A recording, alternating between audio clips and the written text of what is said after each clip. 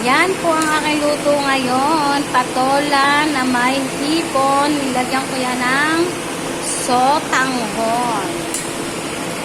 Yan. Napakainit.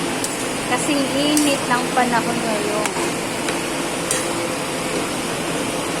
Napakasarap. Napakatamis ng patola. Sinabaya pa ng hipon na masarap. Ang sarap-sarap. And adobong pusit na pinatuyuan. Utansi. Yan. Ang aking patola.